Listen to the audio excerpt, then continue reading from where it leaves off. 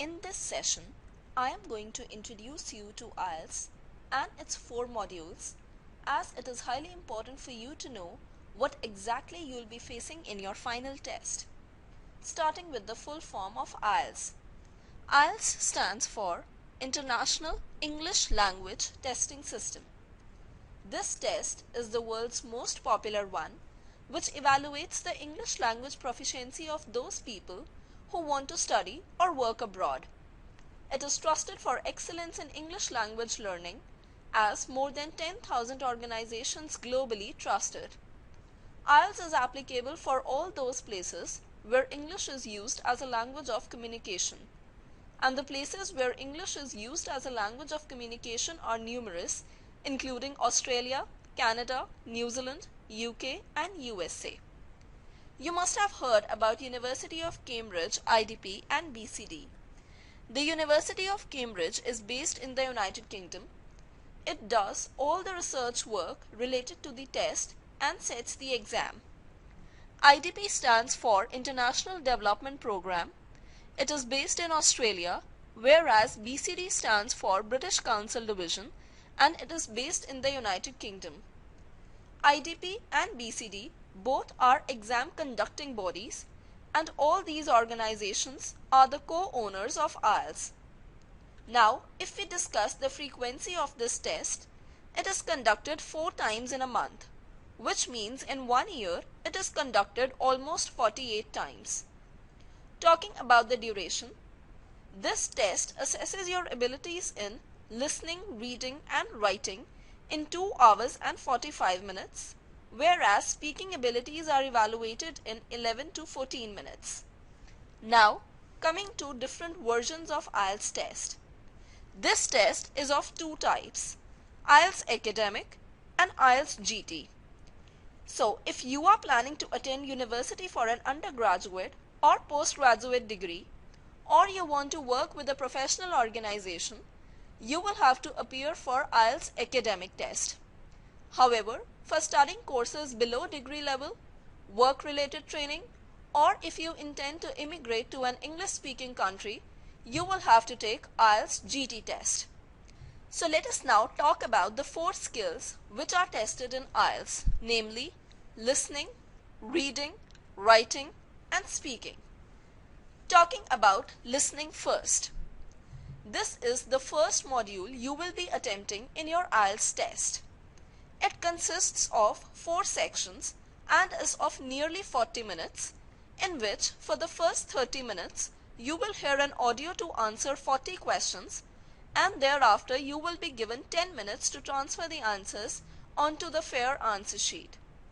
This part of the test checks your ability to understand the main ideas and detailed information which is based on facts.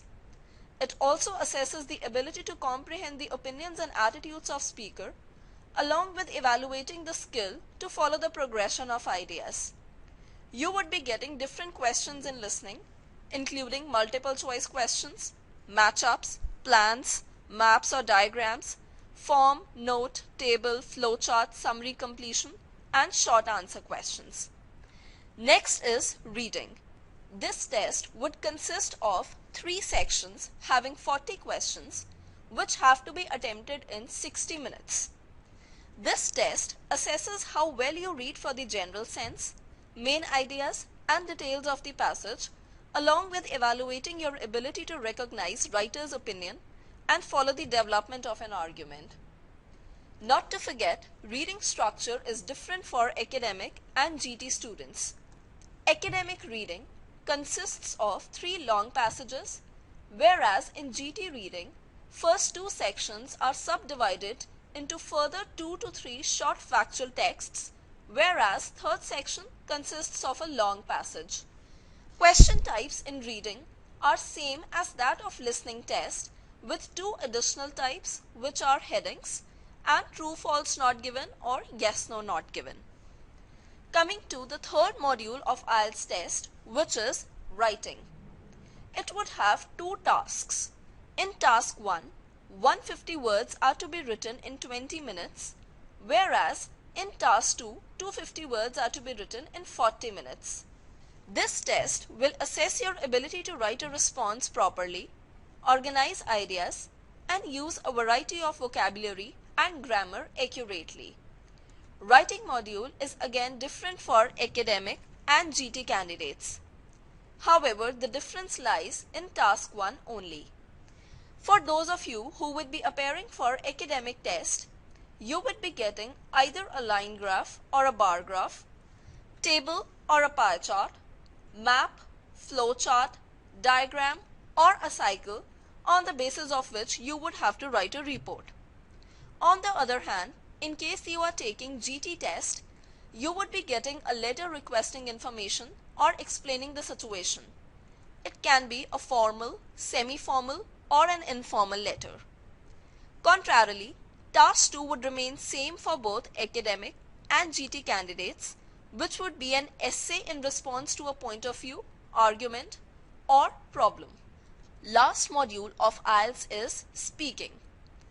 In it, a face-to-face interview of 11 to 14 minutes having 3 parts would be conducted, and it will be recorded. This test assesses how well you communicate opinions on everyday experiences at length, organize and justify your ideas, and speculate about issues. It would consist 3 parts as told previously. Part 1, which is introduction and interview, would be of 4 to 5 minutes. Part 2, which is cue card, would be of 3 to 4 minutes. And Part 3, cross questions, would be of 4 to 5 minutes. As far as evaluation of IELTS test is concerned, you will be getting a band score for each skill, and these band scores will range between 0 and 9. Non-user of English language scores 1 band, whereas an expert user gets 9 bands. 0 is for absence. You will also be given an overall band score, which is the average score of all the skills. Now, the question arises, how would you know what scores do you need?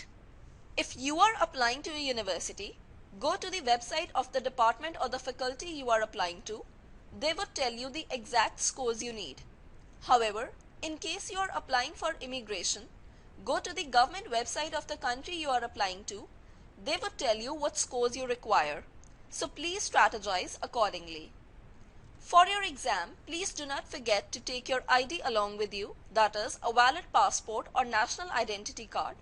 Please ensure you have the same ID that you provided on your IELTS application form, else you will not be allowed to take the test. You can also take your stationery, that is, your pencils, pen, sharpener, and an eraser along with you.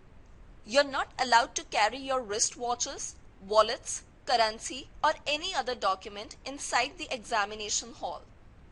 Lastly, what to do just before the exam. Just before the test, make sure you feel fresh after getting a full night's sleep. Make sure you're not hungry, and remember to surround yourself with good English. Please ensure you reach your test center early and relax. So I hope you do it well for the very first time. Good luck. Thank you.